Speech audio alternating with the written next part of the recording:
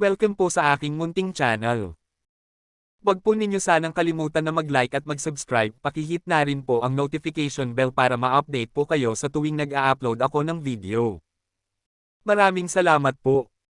Ang sistema sa loob, $1,000,000 mula ngayon. Kabanata 206 hanggang 210. At George YouTube channel.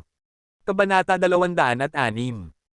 Inilaan ni Bjorn ang buong ika-4 na palapag sa loob ng 1 oras, sa pagitan ng 9 hanggang 10 para sa kanyang sarili. At hinintay niyang dumating si Nicole. Pagdating niya, napanganga siya nang makitang walang ibang customer, maliban kay Bjorn. At ang mesa sa harap niya ay napakalaki rin na may hindi bababa sa 30 pinggan para piliin. Wala siyang ideya na ganito karaming paghahanda. Ay inilagay ni Bjorn. Pinaghintay ba kita? Tumayo si Bjorn mula sa kanyang upuan at tinanggap siya ng nakangiti. Anong klaseng lalaki ang hindi maghihintay na dumating ang babaeng hiniling niya? Gusto mo bang maupo sa tapat ng mesa o sa tabi ko? Iuupo ako sa tapat, sabi niya. Parang mga 8 talampakan lang ang pagitan. Naupo sila, at maraming waiter ang nagsilbi sa kanila pagkatapos humingi ng kanilang pagpipilian. Si Nicole ay hindi pa nakatanggap ng ganoong pagtrato noon, kaya napaka-reserved pa rin niya. Matapos niyang makita kung gaano Katie ka si Bjorn sa pagkain, hindi niya maiwasang magtanong, hindi ko alam na mayaman ka pala. Bakit? May pag-ayaw ka ba sa mayayamang lalaki? Tanong niya pabalik.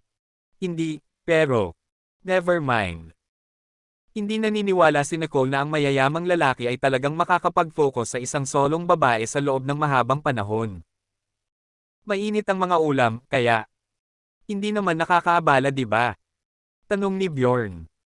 Ibig kong sabihin, kakadugo lang ng ilong mo kahapon. Nag-aalala ako, ngunit pagkatapos kong matulog sa bahay kahapon, gumaan ang pakiramdam ko. Kung hindi ako papasok sa trabaho ngayon, paliwanag niya habang inihahain sila ng mga waiter ng pagkain. At hindi ko ine-expect na aabot ka sa ganito para kumain kaming mag-isa. Halos matakot ako. Pilit na ngumiti si Bjorn, sa susunod, pananatilihin ko itong normal. Hindi ko alam kung bakit interesado ang isang mayamang tulad mo. Baka magmumukha akong 30s, pero actually 50s na ako, she said. Tinasabi ko sa iyo hindi lamang dahil kailangan mong maunawaan na wala ako sa isang yugto kung saan maaari akong maglaro, hindi na naglaro ako kung bata pa ako. Naiintindihan ko ang sinasabi mo. Duda ako dyan, medyo naging seryoso ang boses ni Nicole. Ganon din ang tingin niya. Hindi ko alam kung kailan ako mawawala ng kakayahang manganak. Lahat ng uri ng variable ay lumalabas kapag ang isang babae ay lumampas sa 50, kaya patuloy siyang nakatingin sa kanya nang hindi kumukurap. Gusto mo pa ba akong makilala muli pagkatapos mong marinig ang lahat ng ito? Dahil sinabi mo sa akin ang iyong mga problema, hayaan mo akong sabihin sa iyo ang akin, sinubukan ni Bjorn na maging prangka. Inabandona ako ng aking asawa ilang dekada na ang nakalipas nang magkaroon ako ng problema sa kalusugan. Hindi ko kayang magpakasal sa ibang babae dahil wala akong mapagkakatiwalaan. Dahil doon kinailangan lumaki ang anak ko na walang ina. Nakuha niya ang lahat ng uri ng masamang ugali, ngunit ang pinakamasama ay hindi niya inaamin na umiinom siya, naninigarilyo, at nanliligaw ng mga babae para sa kasiyahan. Sa tingin ko wala akong karapatang husgahan siya kapag hindi ko siya kayang palakihin sa isang disenteng lalaki. Natahimik sandali si Nicole. Bakit mo ako nilapitan noon? Sa tingin mo kaya akong maging mabuting asawa sa iyo at mabuting ina sa iyong irresponsibleng anak? Wala ka man lang alam tungkol sa akin. Alam ko na ang kaunti tungkol sa iyo, at mas makikilala ko pa ang tungkol sa iyo, sabi ni Bjorn na may positibong ngiti. Sa lahat ng mga pagkain ito, personal kong niluto ang isang uri, sabi ni Nicole, na ikinagulat niya. Kung mahahanap mo ito, sasabihin ko sa iyo ang higit pa tungkol sa aking sarili. Sige. Gusto ni Bjorn ang hamon na iniharap sa kanya. Aalamin ko kung ano ang paborito mong ulam ngayong gabi. Samantala, si Gabe naman ang nagmamaneho ng inuupahang sasakyan. Vice, naiintindihan ko na ayaw mong makatrabaho si Sista, pero makinig ka sa akin. Tinubukan ni Gabe na mga tuwiran sa invisible system. Kung ako ang pipiliin mo, tutuperin ko ang mga pangarap mo. Sigurado ako na kailangan mong magkaroon ng ilang mga pangarap kahit na ikaw ay isang walang kaluluwang sistema. Ang mga salita ni Gabe ay siguradong nakatutokso sa aking mga pangarap ay hindi matutupad ng kahit na sino. Siguradong hindi ikaw. Nakakakonsensya ang boses niya. Sigurado ka ba? Balik tanong ni Gabe. Bakit hindi mo sabihin sa akin ang isa sa iyong mahahalagang pangarap? Mula sa oras na ako ay nilikha, gumawa ako ng isang checklist. Paliwanag ni Vice. Hanggang ngayon, 40% pa lang ng listahang iyon ang nakumpleto. Ang natitirang 60% na may mahihirap na gawain ay hindi pa rin natatapos. Kasama sa mga hindi natapos na gawain ang pagpatay sa 100 kriminal sa magdamag ng hindi nakikita, paggupit ng buhok ng 1,000 babae na dumating upang manood ng isang laban sa football.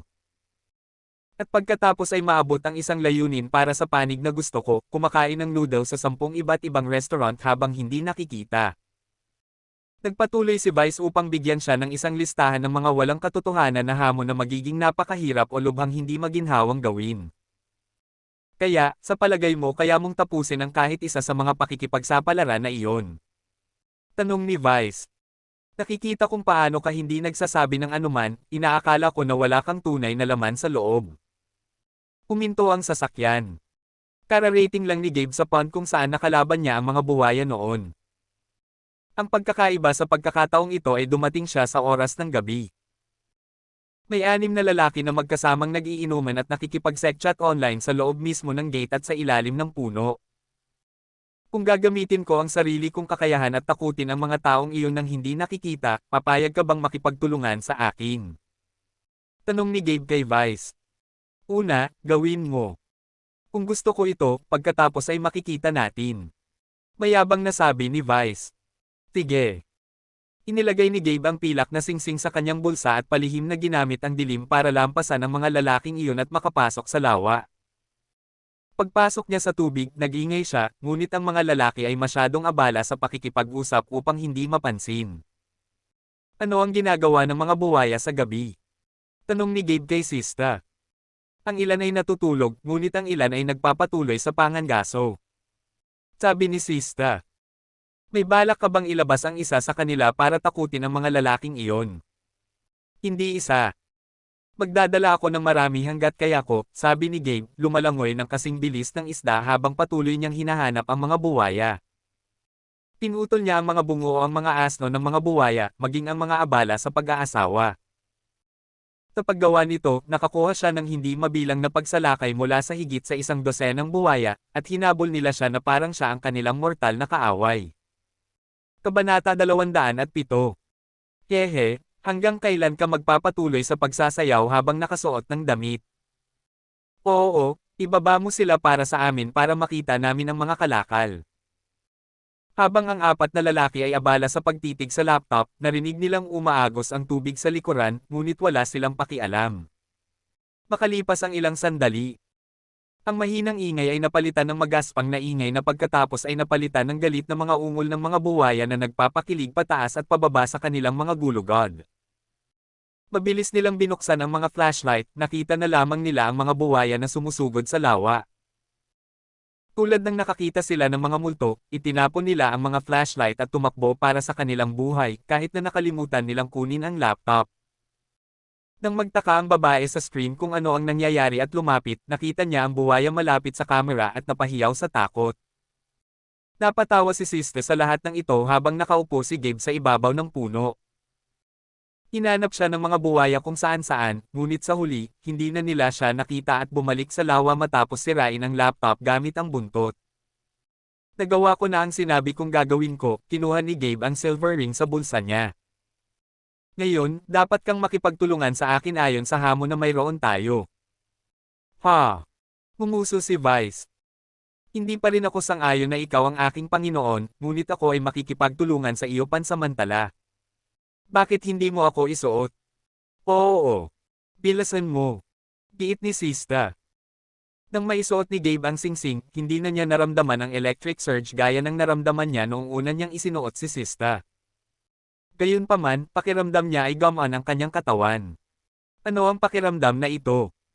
Parang ang dami kong nabawas sa timbang ko. Parang kalahati na ang bigat ko ngayon. Magpasalamat ka. Ito ay isa sa aking mga sub-abilities upang dagdagan at bawasan ang bigat ng aking host. Sabi ni Vice. Maaari kang maging kasing bigat ng bundok o kasing liwanag ng papel. Makakatulong ito sa iyo sa mga labanan pati na rin ang paghabol o pagtakas sa mga taong napakabilis. Kapag na-master mo na ang skill na ito, hindi na magiging mahirap na tumakbo sa ibabaw ng tubig. Laking gulat ni Gabe. Tumakbo sa tubig.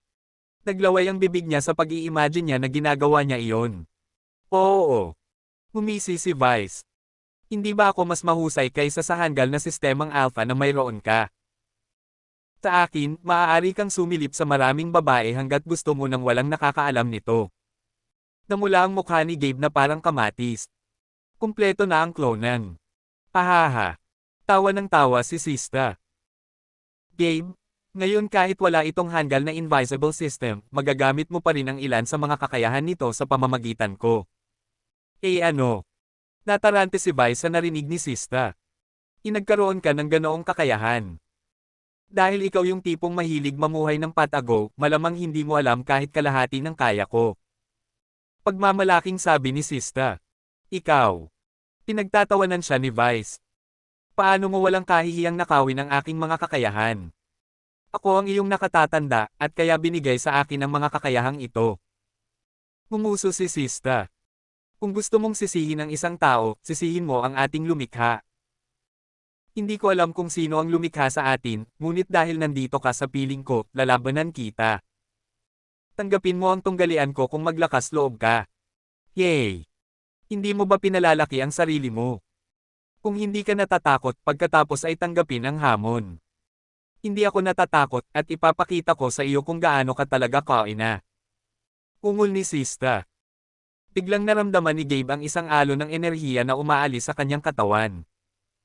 Dalawang anyo ang nabuo mula sa lupa sa harap niya, na parang gawa sa putik. Ang isa ay isang maliit na batang lalaki na may puting buhok, samantalang ang isa ay isang maliit na batang babae na may pilak na buhok. Nanatili ang tingin ng lalaki sa babae. Nanlaki ang mata ni Gabe. Teka, sino kayong dalawa? Sino pa? Ngumuso si Vice. Kami ang dalawang sistemang taglay mo. Inilagay niya ang kanyang kamay sa kanyang sariling puso at nadagdagan ang kanyang timbang ng 1,000 beses. Sa isang simpleng pagpindot ng kanyang paa sa lupa, lumikha siya ng isang mini crater sa ilalim ng paa. Patay ka, babae. Tumalon siya kay Sista. Itinaas ni Sista ang kanyang daliri at ikinaway ito. Ang mga sanga ng puno sa paligid niya ay gumalaw na parang baging at sinalo si Vice. Kahit sobrang bigat niya, ang mga sanga ay pumulupot sa kanya ng mahigpit at pinisil-pisil siya hanggang sa magdugo siya. Kahit na ang isang makapangyarihang leon ay maaaring matalo laban sa isang sawa kung hindi ito mag-iingat. Humakbang si Sista at patuloy na sinasampal si Vice sa kaliwat kanan. Akala mo ikaw ay mainit-init dahil lamang sa mayroon kang ilang mga kakayahan. Ako ang Alpha System, maliit kang pump. Magsama man ng 100 sa inyo, hindi ko na kailangang magpawis para harapin ang mga katulad mo. Walang tigil sa paghampas si Siste kaya pumagitna si Gabe. Sa palagay ko tama na ang natamo niyang suntok mula sa iyo. Sobrang namamaga ang pisngi niya. Ngunit nasa mga mata pa rin niya ang mayabang at hindi matalo na tingin. Pahayag ni Sista. Ito ay ang hitsura ng isang tao na hindi alam ang kanyang lugar sa pecking order. Hayaan mong sabihin ko sa maliit na punk na ito ang isang masakit na katotohanan. Hinawakan niya ang buhok ni Vice at inilapit ang mukha niya. Noong araw na ginawa ako, napagpasyahan na walang ibang sistema ang makakapantay sa akin. Kung ipasok mo iyon sa iyong makapal na bungo, ito ay magiging mabuti para sa lahat ng sumusulong. Intindihin. Perg. Nagpupumiglas pa rin si Vice, sinusubukang pakawalan ang sarili. Hindi pa rin gets ng punk na ito. Napabuntong hininga si Sista. Paano ito? Tatalunan ka ni Gabe na nakapikit. Ang kailangan lang niya ay oras hanggang umaga. Kung manalo siya, pakikinggan mo siya at ako. At kung matalo siya, humisi si Vice. Dapat makinig kayong dalawa sa akin. Sa kasamaang palad, ang aking pangunahing programming ay hindi nagpapahintulot sa akin na maging sunod sa rin sa iba pang mga sistema, ngunit maaari mong isipin na ito ay may utang ako sa iyo. Malaking bagay ang pagkakautang ng Alpha System, kaya pumayag si Vice. Sige. Pagkatapos, ilibre mo ako, para makapagsimula na tayo. Pumalukip-kip si Siska at napaatras habang nakatingin kay Gabe na medyo tulala pa rin dahil parang maliliit na bata ang dalawang sistema. Naramdaman mo na ang sixth sense, Gabe.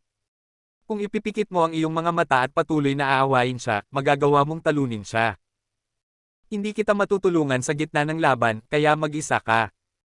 Sa pagsasabing iyon, pinalaya niya si Vice at pagkatapos ay tinulungan siyang lumaki sa laki ni Gabe para mas madali ang pakikipaglaban. Kahit na si Vice, mas malaki na ngayon, parang bata pa rin ang features niya. Bamantong hininga si Gabe. Piling ko pinagsasamantalahan niyo akong dalawa, pero maglalaro ako. Kung bugbugin ko nang nakapikit ang brat na to, ibig sabihin lumakas ako kahit konti, diba? Pagpapalo sa aking puwet. Mayabang na tumawa si Vice at agad na ibinaba ang kanyang timbang para matakpan ang distansya sa pagitan nila sa isang iglap. Sa panaginip mo lang pwede yan. Umikot siya at gumawa ng umiikot na sipa at binago ang kanyang katawan sa mabigat na bigat sa kalagitnaan ng hangin bago sinipa si Gabe. Hinarang ito ni Gabe ng buong pagmamadali. Ngunit sa kanyang pagkataranta, nagbago ang galaw ng sipa sa huling segundo, at binasag ng paa ni Vice ang kanyang ulo mula sa tagiliran, dahilan para lumipad siya sa malayo. Nag-ingay ang tenga ni Gabe, at nagbuzz ang buong utak niya. Ito ay isang walang awa na sipa na walang anumang pag-aatubili.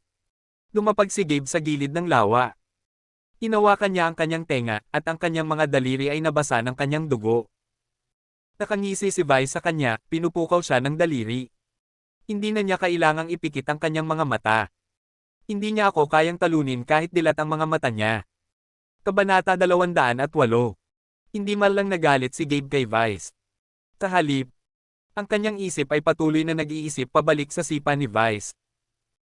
Kung saan ginamit ni Vice ang kasukasuan ng tuhod upang magtapon ng isang pagkukunwari at pagkatapos ay humarap ng malaking pinsala sa sumusunod na tunay na sipa. Si Gabe ay nakaranas ng maraming pagkukunwari sa panahon ng kanyang mga laban sa pagsasanay sa parke.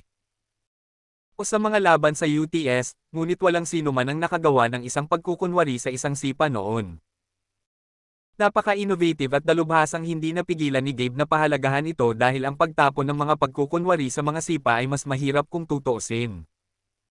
Nagpanting pa rin ang tenga ni Gabe, pero medyo naririnig niya ang sinabi ni Vice. Ganun pa man, hindi niya hinayaang pumasok sa isip niya ang provocation ni Vice. Matyaga siyang tumayo at nakontrol ang hininga. Nakatulong ito sa kanya na mas matiis ang sakit sa kanyang tainga. Matatalo mo nakita ng nakadilat ang aking mga mata, sumugod si Gabe. Diretso sa akin. Thirst. Thirst. Mukhang nadismaya si Vice. Nakalimutan mo na ba kung ano ang kaya ko? Tumalon si Gabe at tinulak ng diretso ang dibdib ni Vices. Gayunpaman, hindi gumalaw si Vice kahit isang pulgada. Ang tanging gumalaw ay ang buhok ni Vice. Ma'am! Bahagyang napahanga si Vice. Hindi masamang sipa iyon. Nag-iwan ito ng bakas ng paa sa peking katawan na gawa sa luwad. Si Gabe, gayunpaman, ay hindi natuwa sa pagtanggap ng walang halaga na papuri. Papaiyakin kita agad. Nagsimula siyang magbato ng mga suntok at sipa kung saan-saan sa katawan ni Vice. Baka umiyak talaga ako kung ito lang ang kaya mo. Tila pinapadali ni Vice ang mga bagay-bagay dahil nakayanan niya ang pag-atake ni Gabe ng walang problema. Kapag ang iyong pinakamalakas na pag-atake ay hindi nagpapahina sa akin, bakit sa tingin mo ay gagana ang isang malabo ng mga desperadong pag-atake? Kailan ko ba ipinakita sa iyo ang pinakamalakas kong pag-atake? Inalis ni Gabe ang kanyang bote at itinapon iyon. Bakit mo itinapon ang iyong bote? Pagtataka ni Vice. May balak ka bang talunin ako sa amoy ng paa mo? Nakatuon si Gabe sa pagkuha ng enerhiya mula sa lupa. Dahil hindi siya inatake ni Gabe, sinugod siya ni Vice. Kung hindi kasi sa laki, gagawin ko. Biglang lumaki ang kamao niya ng 2 beses. 1,000-pound punch. Na-crossblock ni Gabe ang suntok, at ang kanyang itaas na katawan ay yumuko paatras laban sa kanyang kalooban. Ginamit ni Gabe ang momentum para umikot paatras at mapunta ang isang mabilis na sipa sa baba ni Vice. Kahit na tama ang paa ni Gabe ang sumakit kasabay ng kanyang mga braso ang nakaharang sa suntok. Namilipit si Gabe sa sakit. Ano ang binubuo ng iyong katawan? Yan ang tanong ko. Kambit ni Vice na medyo nagulat. Hindi ko inaasahan na matitiis mo ang suntok na iyon. Mukhang hindi ka kasing mahina gaya ng iniisip ko. Kung ang 1,000 pound na suntok ay hindi gumana, kung gayon. Ang kanyang kanang kamay sa ibaba ng siko ay lumaki ng 10 beses. Paano ang tungkol sa isang 10,000 pound punch? Tumulpat siya at inihagis ang kamao. Napakalaki ng kamao ni Vice, ngunit mabilis itong lumipad, nag-react ang instincts ni Gabe. Sa kanilang sarili, at inihagis niya ang kanyang kamao sa desperasyon. Bam! Crackle! Bang! Isang matunog na boom ang umalingaw ng magkabanggaan ang magkabilang kamao. Naputol ang kamao ni Vice hanggang sa siko. Parehong gulat na gulat sina Vice at Gabe. May mga malabong bakas ng kuryenteng umaagos sa ibabaw ng kamao ni Gabe. Ikaw. Napapikit si Vice saglit.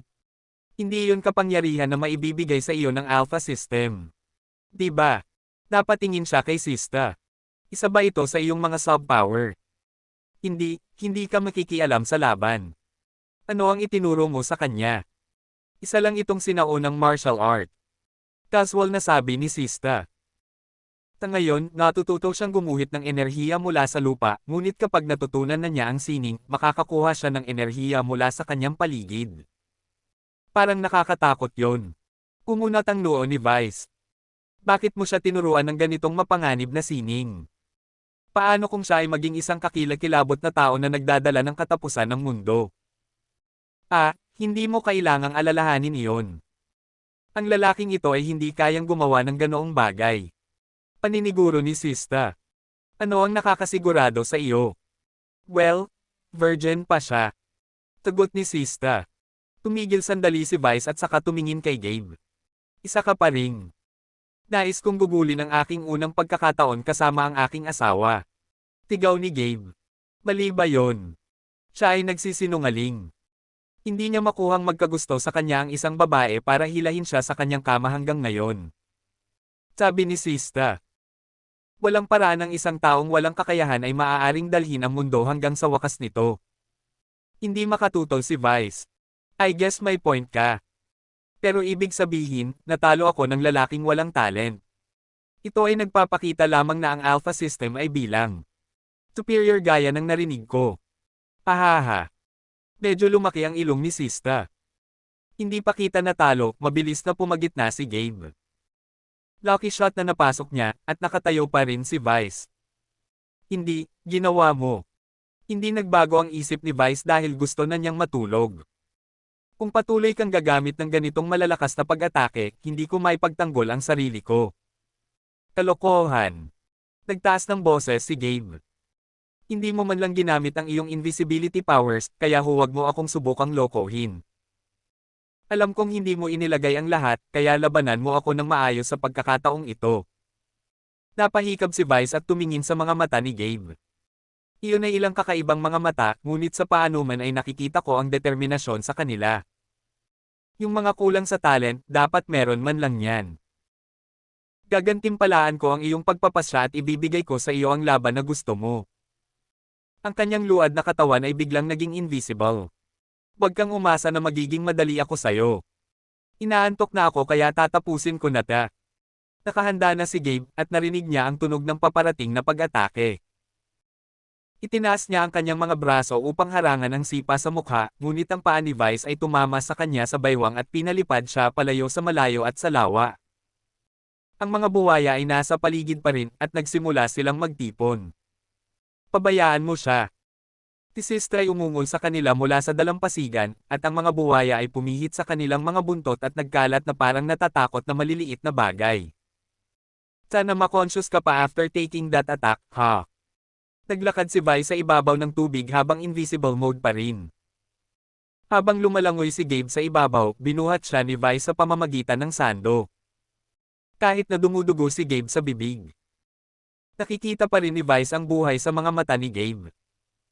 Kung wala ang Alpha System, ikaw ay walang iba kundi isang bundle ng lakas ng loob. Inihagis niya ito ng mataas sa hangin.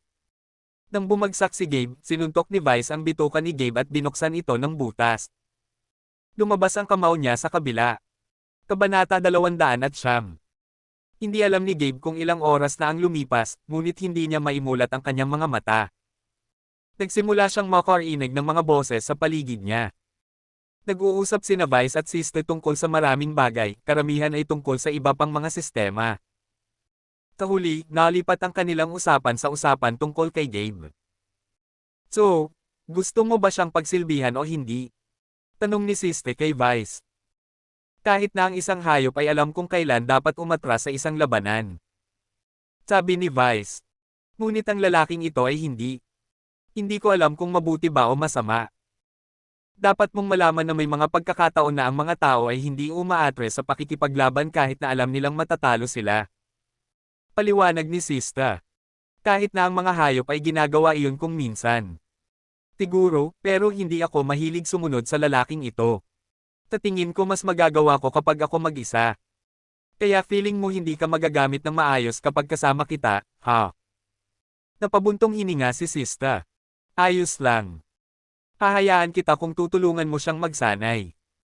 Walang problema kahit na sa tingin ko baka matakot siya sa akin.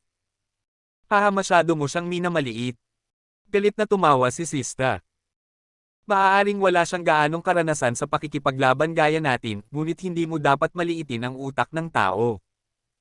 Huwag kalimutan na ang aming Panginoon ay tao rin. Bueno, narinig ko na tao ang lumikha sa atin, ngunit sa palagay ko ay hindi iyon totoo. Prangka si Vice. Ang mga tao ay boring at makasarili. Tinusubukan kong magustuhan ang ilan sa kanila, ngunit lahat sila ay sinungaling. Iyan ba ang dahilan kung bakit mo iniiwasan ang pakikipag-ugnayan sa mga tao? Marami akong dahilan para mag-isa. Sabi ni Vice sabay tingin sa kanya. Bakit hindi mo siya gisingin? Kapag sinanay ko siya, aalis na ako.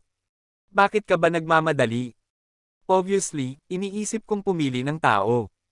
Humisi si Vice. Sino ang nakakaalam? Baka isang araw ay dalhin ko ang taong iyon upang labanan at talunin ang iyong lalaki. Maaari mong pangarapin ang lahat ng gusto mo. Dahan-dahang iminulat ni Gabe ang kanyang mga mata at ipinatong ang kanyang kamay sa kanyang tiyan. Napunit ang kanyang kamiseta, ngunit walang sugat doon. Akala ko namatay na ako. Parang nakaligtas ako kahit papaano. Mamatay ka sana kung hindi dahil sa Alpha System. Sabi ni Vice. At isa pa, kung hindi dahil sa kanya, hindi rin kita masasaktan ng ganoon kalubha. Pinagmasdan niya ang mga mata ni Gabe at wala na siyang nakitang tiwala sa mga mata nito. So, itutuloy ba natin ang laban? Tanong niya, para lang subukan siya. Hindi ako mapapagaling ni Sister ng paulit-ulit, sabi ni Gabe, kaya imbes na lumaban hanggang kamatayan, magsanay na lang tayo ng may katamtaman hanggang sa mataas na hirap. Ngumiti si Vice. Magandang pagpipilian. Bumangon si Gabe at tinanggal ang sando. Ipaglalaban kita ng nakapikit. Hindi nagustuhan ni Vice ang narinig niya. Natalo ka sa akin ng nakadilat ang iyong mga mata, at ngayon gusto mong lumaban ng nakapikit ang iyong mga mata. Oo. Huwag kang magmadali sa akin, sabi ni Gabe na nakapikit. Humisi sa inis si Vice at sinuntok siya. Ayon sa gusto mo. Sa ibang lugar sa lungsod. Lumabas si Draco ng bahay sa gabi at sumama sa kanyang mataba at mayaman na kaibigang si Joshua sa isang tindahan ilang blok ang layo sakay ng kotse. Si Joshua ay 8 taong gulang, ngunit siya ay matangkad at malakas para sumakay ng kotse. Huminto sila sa gaming store kung saan mabibili nila ang gaming hardware. Dito mo ba binili ang mga ito? Tanong ni Draco. Medyo malaki ang tindahan. Kahit na alas 11 na ng gabi, napakaraming tao pa rin mula sa iba't ibang edad ang nandoon. Oo. Dahil gusto mong bumili ng pinakamurang gamit, nagkakahalaga lamang ito ng $1,000, sabi ni Joshua. Tutulungan din kitang bumili ng iba pang kinakailangang kagamitan na kailangan mo para maglaro ng maayos. Nagdala ka ng sapat na pera, tama ba? Oo. May dala akong $10,000. Mabuti. Tere na sa loob. Magkasama silang pumunta sa isa sa mga manggagawang nagbebenta ng game gear ng Dream Creed. Ito ang tanging lugar sa labas ng Creed Zone sa lungsod na ito kung saan ibinebenta ang Neural Gear, at may 5% diskwento doon. Ang kanyang mga salita ay sapat na nakatutokso upang mabili ang mga tao ng kagamitan. Sa loob ng 1 minuto, 2 neural gear ang naibenta sa harap mismo ng mga mata ni Draco. Nang makapasok sina Draco at Joshua sa eksena, medyo napangiti ang trabahador. Mga lalaki, sigurado ka bang nasa tamang lugar ka? Sabihin mo sa amin, ipinagmamalaki ni Joshua ang pera na ibinigay sa kanya ni Draco. Agad na nagbago ang ekspresyon ng mga manggagawa. Ay, pasensya na mga batang Ginoo, magalang na nagsalita ang trabahador. Nakikita ko na gusto mong bilhin ang neural gear, ngunit ang mga nasa hustong gulang na higit sa 12 lamang ang makakabili nito, at iyon din, nang may pahintulot ng magulang. Maliban kung ikaw ay higit sa 18, hindi mo ito mabibili ng mag-isa. Kaya, bakit hindi ka bumalik makalipas ang ilang taon? Tulungan kaming makuha ang kagamitang ito, at gagantimpalaan ka namin, sabi ni Joshua. Kahit na ibenta ko ito sa iyo. Hindi mo magagawang laruin ito dahil ang laro ay hindi pinapayagan na maglaro ng kahit sino sa ibaba ng 12 dahil ang adventurous na mundo ay puno ng mga panganib. Paliwanag ng mga manggagawa. Alam ko, pero ang nanay ko ay isa sa mga backend na manggagawa ng kumpanya ng Creed, pagmamalaki ni Joshua. Kaya, makakagawa siya ng exception para sa akin at sa kaibigan ko. Laking gulat ng manggagawa sa narinig. Ang nanay mo. Pwede mo bang sabihin sa akin ang mga detalye niya para ma-cross-check ko ito? Inosenteng ibinigay sa kanya ni Joshua ang higit pang mga detalye kaysa kinakailangan. Ngumiti ang trabahador at sinabi. Tapos na. Maaari ka na ngayong magkaroon ng neural gear. Ilan ang gusto mo? Gusto namin 3, sabi ni Joshua at nagbayad ng $3,100 na $100 ang tip. Nang suriin ng trabahador ang pera, napagtanto niyang peking pera iyon, ngunit ipinagbili pa rin niya ang mga gamit sa mga bata. Pagkaalis ng mga bata, sinuri pa ng manggagawa ang mga cash notes. Para sa mga peking tala, ang mga ito ay medyo maganda. Tila ay pumasa sa mga normal na pagsusulit, kaya karamihan sa mga tao ay maaaring hindi man lang napagtanto na ang mga ito ay peke. Saan nakuha ng mga batang ito ang perang ito? Tinabihan niya ang isa pang manggagawa na sundan ang mga bata. Hindi naman mabigat ang neural gear kaya naihatid sila ni Joshua at Draco sa sasakyan. Bakit 3 ang binili mo, Joshua? Tanong ni Draco. 2 para sa'yo. 1 para sa akin. Kailangan namin ng spare gear kung sakaling masira ang main, sabi ni Joshua.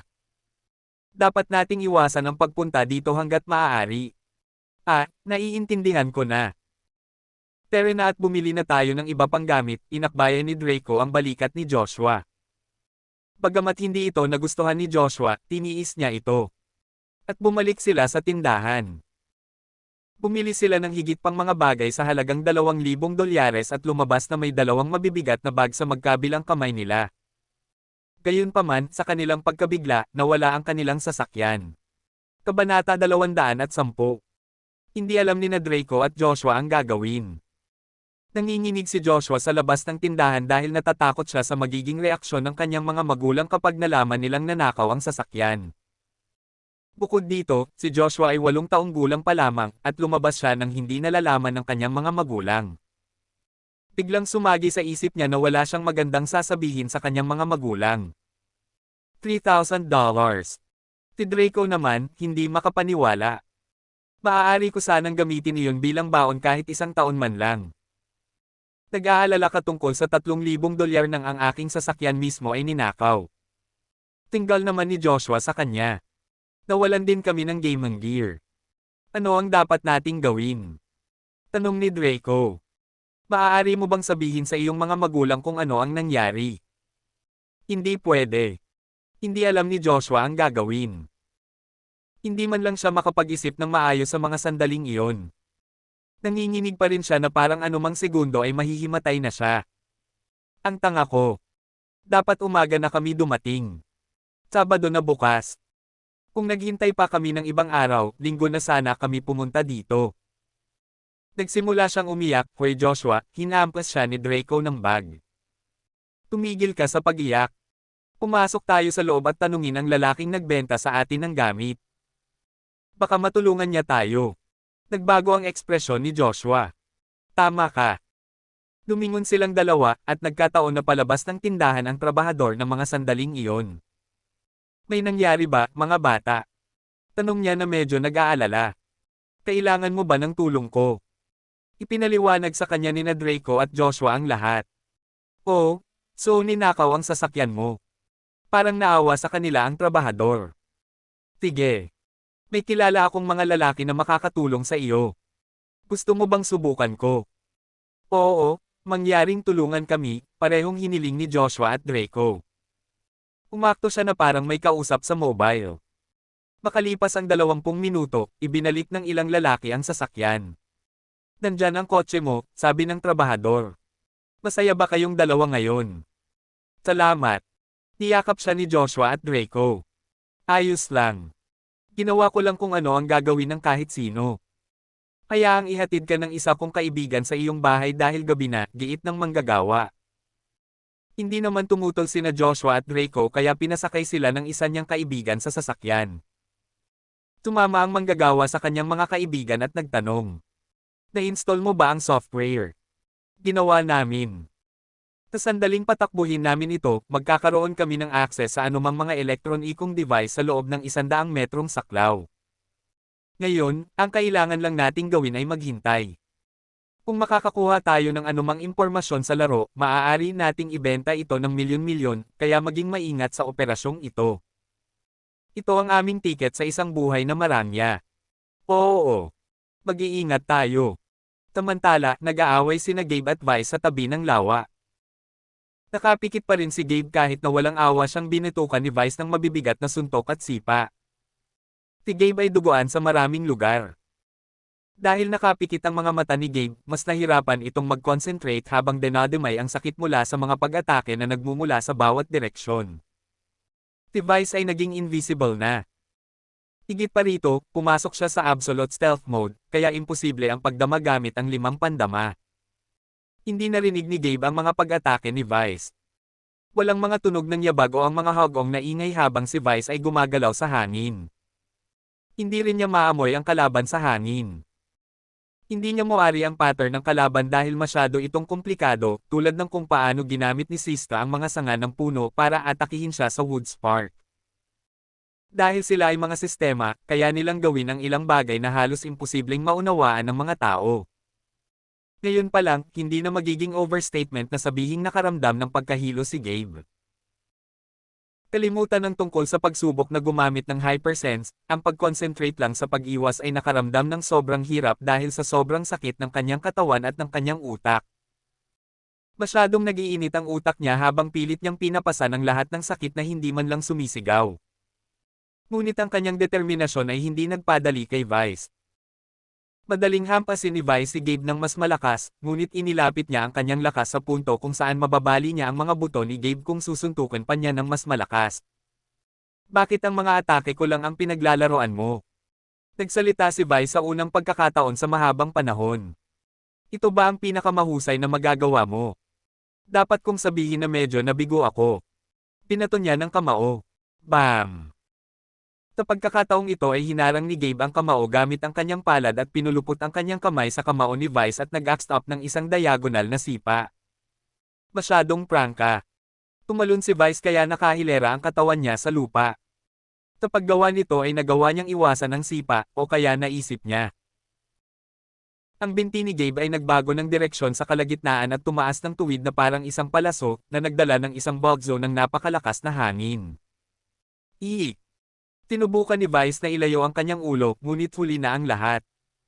Boom! Crackle! Ang paa ni Gabe ay tumama at lubos na sumabog ang ulo ni Vice at maging ang kalahati ng kanyang itaas na katawan sa mga piraso at piraso. Kasabay ng dumadagandong na ingay na ikinatakot ng mga buwaya sa di kalayuan. Nagsimulang pumalakpak si Sista. Nagawa mo. Akala ko matatalo ka na naman. Pinuksan ni Gabe ang kanyang mga mata at sinabing, swerte ko lang. Hindi swerte yon. Umangat ang ulo ni Vice. Ginaya mo ang hook kick ko sa sarili mong paraan at matagumpay mong nalapag ito sa mukha ko. Nanalo ka. I guess kailangan kong umamin na medyo mas talented ka kaysa sa binigay kong credit. It was nice meeting you. Hindi ka pupunta kahit saan hanggang madaling araw. Sabi ni Siste kay Vice na ikinagulat niya. Kakalabanin mo siya para mapabuti ang karanasan niya sa pakikipaglaban. Napatingin siya kay Gabe. Mula ngayon, huwag mong pag-higpitin ang iyong sarili. Panatilihing nakabukas o nakapikit ang iyong mga mata, baguhin ang iyong mga taktika ayon sa sitwasyon. Gusto kong magkaroon ka ng hindi bababa sa 10 panalo laban kay Vice bago basagin ng araw ang takip ng kadiliman. Napangiti si Gabe bilang pagtitiwala. Gagawin ko. Malugod na lumampas sa iyong mga inaasahan. Gayunpaman, hindi nagtagal ang kanyang ngisi. Mabilis niyang nilinggan si Sista. Pero bago iyon, Sista, maaari mo ba akong pagalingin? Ang sakit ng katawan ko kung saan-saan. Hindi. Si Sista ay medyo mapurol. Kahit na napaka-cute niya sa hitsura ngayon sa kanyang bubbly na hitsura, ang kanyang pag-uugali ay walang awa at mayabang gaya ng dati. Kailangan mong labanan siya habang dinadala ang nag-iipon na sakit at umiskor ng 10 tagumpay laban sa kanya. Tumalo ng puso ni Gabe sa kanyang bibig at tumama sa kanyang uvula. Abangan ang susunod na kabanata. Please like and subscribe my channel. Maraming salamat po sa inyong pakikinig.